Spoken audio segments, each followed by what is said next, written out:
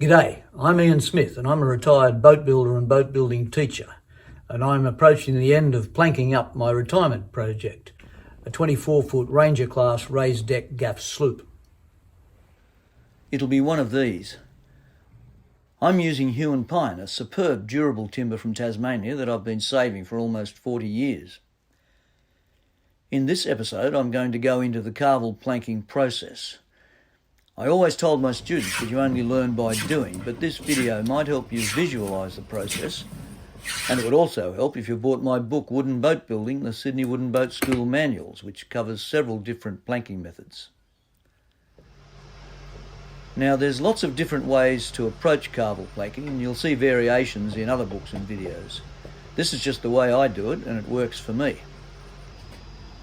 One of the first things you might notice is that I'm planking continuously up from the keel, whereas many boat builders will plank down from the sheer and up from the keel and close up with a shutter plank somewhere in the middle.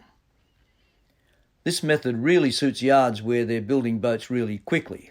You can have 4 planking teams working on the boat at the same time. I'm mostly working alone, so it suits me to plank upward. I can fasten off each plank by myself, even if I have to get into contortion sometimes and brace the dolly with different parts of my body. And I don't need to worry about the slightly more difficult process of fitting a shutter plank. Your first move is to decide where the planking is going to go. This entirely depends on the shape of the boat. Many boats will have firm bilges, especially aft, that is, a tight curve in section. Planks in this area will need to lie along the crest of this ridge. You couldn't expect a plank to start above the crest, cross it and finish below it. Once you've worked out this line, the area above it can be divided by the number of planks you plan to use, each of them tapered so that there will be X number of planks of even width covering the territory at the greatest girth, amidships, tapering to the same number of narrow width planks at the stem and stern. Measure the girth at a number of different ribs, divide by the number of planks, and that's your plank width for that rib. If your boat has a reverse curve in section above the keel, the planks in that area have to run along the bottom of that valley. You couldn't expect a plank to start above the valley, cross it at an angle and finish below the valley.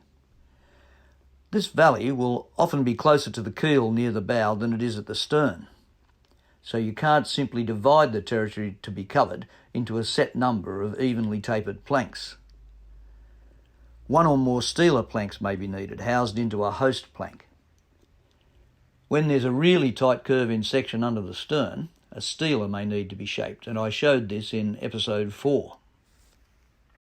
You'll be able to use your widest planks down near the keel and on the flatter areas of the hull underneath the bilges, but you will have to use narrower planks in tighter curved sections.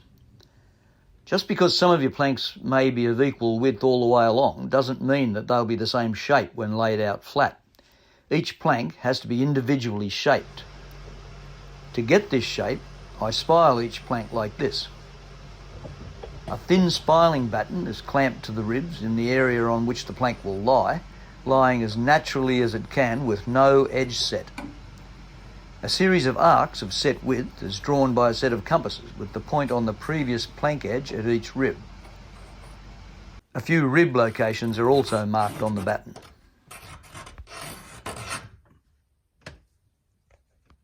Take the batten to the bench and lay it on your plank stock. Make sure the plank you've chosen is wide enough by adjusting the batten so that it'll fit all the way along. If not, use a wider plank. If you don't have a wider plank, you'll have to reduce your planned plank width. Your wider planks will not be able to be edge set much, so you cannot edge set the spiling batten to fit. You might have heard me say that with clinker or lap strake planking you can never edge set, and this is absolutely true with planking that is wide relative to its thickness. But once your plank widths are as narrow as about 4 times the plank thickness, you'll be able to induce some bend on edge, so you can edge set the spiling batten to fit narrower stock. Even slightly wider planks can be edge set if you steam bend them. Describe arcs from any 2 points from the original arc onto the plank stock. This establishes where the previous plank edge was relative to the batten. Transfer the rib locations onto the plank stock as well.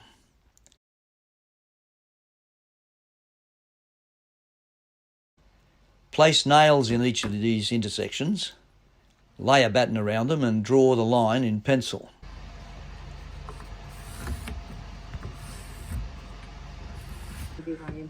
You'll be cutting and planing to this line, but you need to know the angle of the edge bevel in order to fit up against the previous plank. I'd advise you to lift a few bevel angles from the rib to the previous plank edge and transfer these to the spiling batten. The angle will always change slightly from one part of the plank to another. As you progress, you'll probably get to the point where you can just eyeball this. I make it easier by not insisting that the planks bear on each other all the way across. I'm in awe of those boat builders that can close fit their seams like they do on cooter boats. As long as my inside edges are touching firmly, I'll rely on the caulking to keep the water out. Fairness of the mating surfaces is the key. Wood moves, shrinks and expands. If two fair surfaces expand, they press evenly and firmly against each other. If a plank edge has bumps and hollows, when it swells, the gap of the hollow may still not close up. I usually mark out the outside of the plank from measurements at every third or fourth rib and cut a few millimetres outside the line. I cut close to the line on the mating edge and then plane to the line with the required bevel and check that it's a fair line. Offer the plank up to the hull for a first fit. Clamp it about every third rib. Look for light through the seam from the outside and mark the high spots. Do the same on the inside. Sometimes you can just pencil scribe along the edge of the previous plank if there's a lip.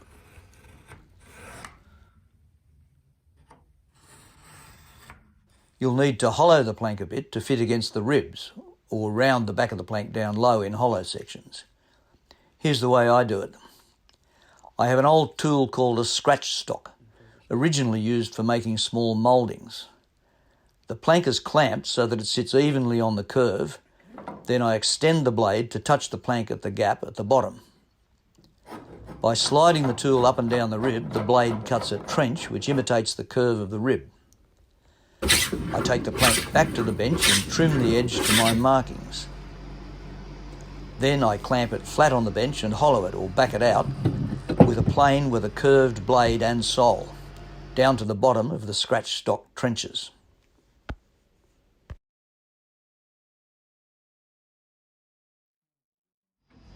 On the second fit, I usually clamp on every second rib and tonk the plank down tight with a heavy hammer.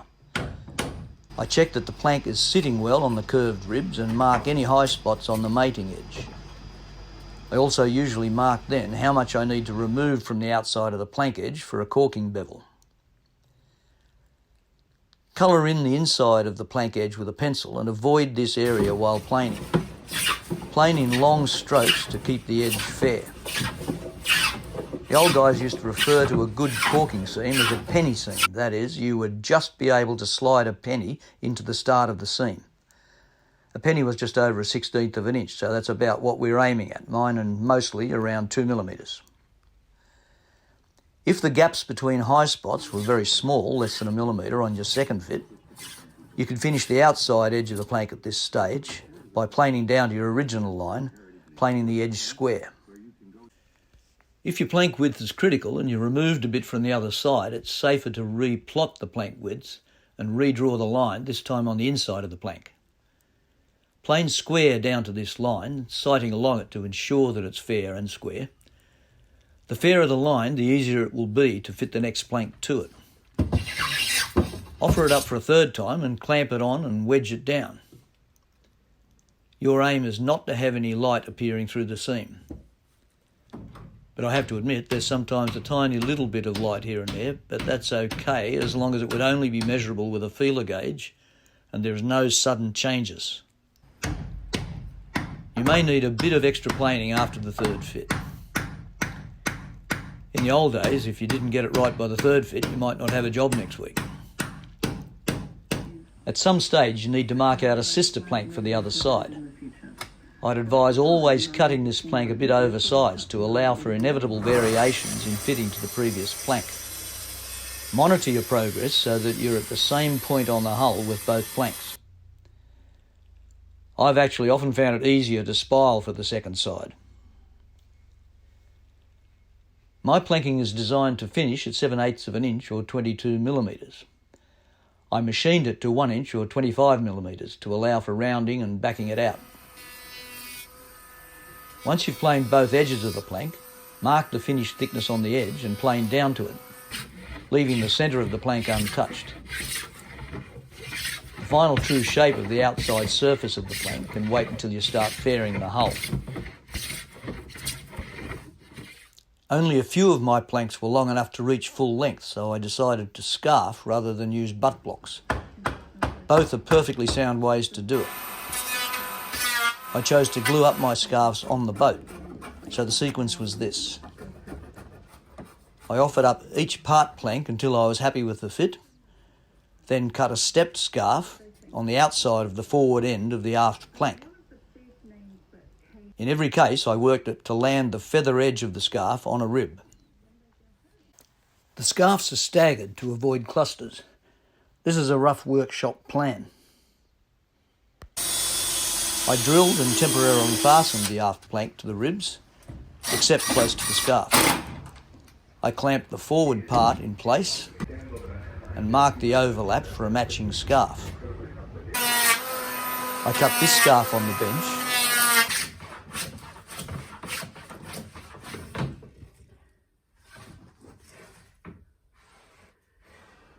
and then drilled and temporarily fastened the forward plank and checked the fit of the scarf. I slid thin plastic sheeting under the area to be glued, applied liquid epoxy, and then thickened epoxy to both mating surfaces and clamped up the scarf.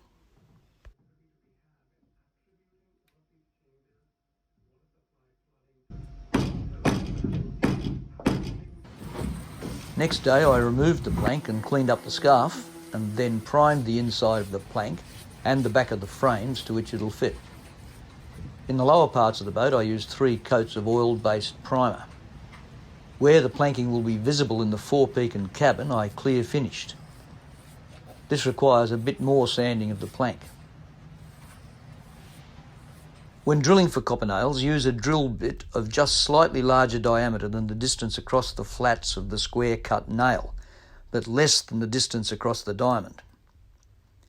If in doubt, drill into an offcut of the same timber and drive a nail. If there's any tendency to bend the nail, use a bigger size drill. Naturally, tougher woods require bigger drill sizes. The temporary screws should be no thicker than the nails you plan to use. Before your final fit, don't forget to counterbore for the nail heads. All of these upper planks can be bent around cold. I had to steam the first 6 or 7 planks aside because of the large amount of twist. Twist is harder to induce than bend. I showed how I did this in episode 2. I stopped steaming planks once I could bend and twist them cold with only hand pressure. Once the priming is dry, you can fasten the plank on for good. On the stem rabbit, I bedded the plank down on blackjack, which is roofing tar. On the tuck or transom, being a belt and 2 pairs of braces kind of guy, I laid a strand of corking cotton with blackjack inboard and a polyurethane sealant outboard. I used monel screws at the stem and the transom, and 12 gauge copper nails with 11mm rows through the ribs. This is often a 2-person job, but I've managed to do most of the nailing and roving alone. This setup is rigid enough to allow me to drive the nails without backing up with a dolly, but a dolly is necessary when driving on the rove and while peening it.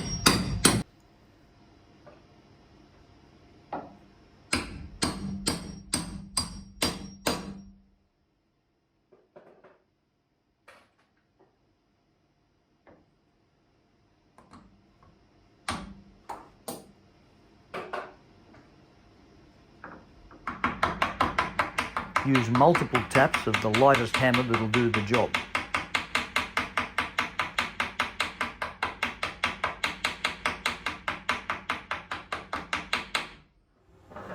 Next episode, we'll talk about fitting stringers.